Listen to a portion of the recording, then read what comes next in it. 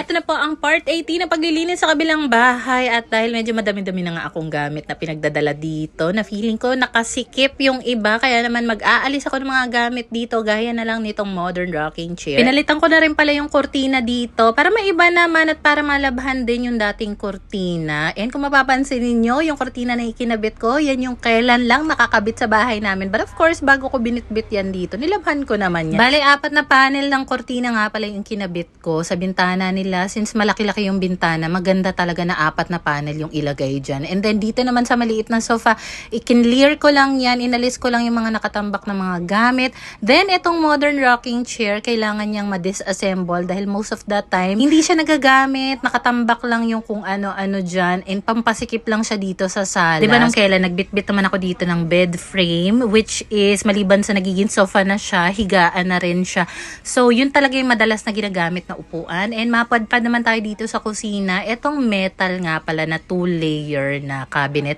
Aalisin ko na rin siya dahil open kasi yung ilalim nito and pinapasok siya ng mga daga, ipis. So hindi siya hygienic para sa mga nakalagay sa loob. So aalisin ko siya and kung saan man siya mapupunta, alam na, sa Cavite. Pero don't worry, meron naman na kasi akong dala na ipapalit dyan. Pero bago nga ako maglagay ng bagong cabinet, nagwalis at saka nilinis ko lang muna itong countertop. And marami nagsasabi na palitan daw yung tiles dito. Actually, kausap ko si tita habang naglilinis nga ako dyan. Gusto niya rin talaga mapalitan niya ng malalaking tiles na 60 by 60. Gusto niya daw color green na tiles. And I think, hopefully, ma-achieve siya this year. Pero, wala kasi akong budget, guys. Ang gusto ko, kung meron lang, di ba ako na nagpagawa, pero wala akong budget. Meron lang akong paraan para magdagdag ng gamit dito. Gaya na lang nito. Napakaganda nitong dish cabinet na ito. 3 layers na yan. At kada layers, merong removable tray kapag mga bagong hugas na pinggan, baso, merong paglalagyan yung mga tulo ng tubig ba. So, ayan nga siya, napakaganda, malaki, at mapapakinabangan talaga dito yan. Diba? Kung bet nyo yan, yung link nasa comment section at nasa showcase ko din. So, ang gusto ko kasi mangyari, mas maaliwalas dito, and supposedly, 3 sana yung cabinet, pero napaka-crowded tignan. So, tatanggalin ko na lang itong 3-layer na drawer. Saan mapupunta yan?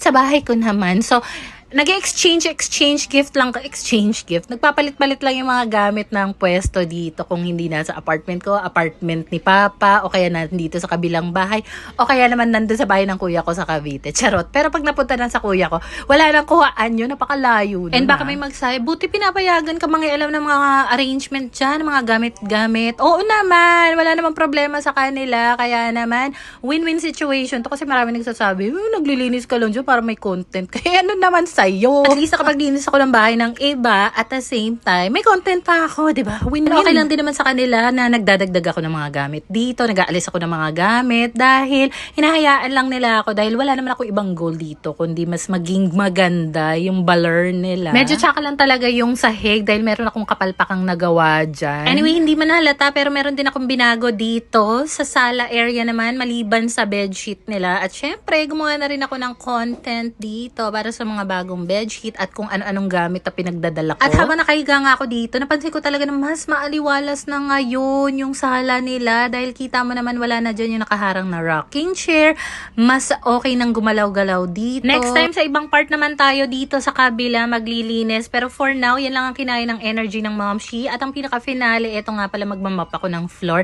Etong map nila, ang ganda nito from Zolele. Kanina madumi yan, nilinisan ni Papa. So gagamitin ko nga siya at nagpatak lang din ako ng color safe na bleach sa loob along with water. May water na yan sa loob at maganda siyang gamitin para ma-imap ko naman itong buong sahig nila. At kung nasundan nyo yung part 1 na paglilinis ko dito sa kabila, aminin nyo, ang laki ng pagbabago dito, diba? At saka feeling ko somehow responsable ako sa mga paglilinis dito dahil kung ano-ano kasi pinagdadala kong gamit dito, and kapag nakita ko na hindi na siya nagagamit ng husto or hindi na napapakinabangan, kailangan ko talaga siyang alisin. And usually naman meron akong dinadalang kapalit or something na mas magpapaganda dito sa bahay. And thank you nga pala Lalav dahil may pa-iced coffee pa nga. Kailangan lang talaga maiwasang pagpatungan ng mga school bags, mga damit, yung sofa, at i-clear palagi yung lamesa like yung mga kape, palaman, ibalik lang sa cabinet.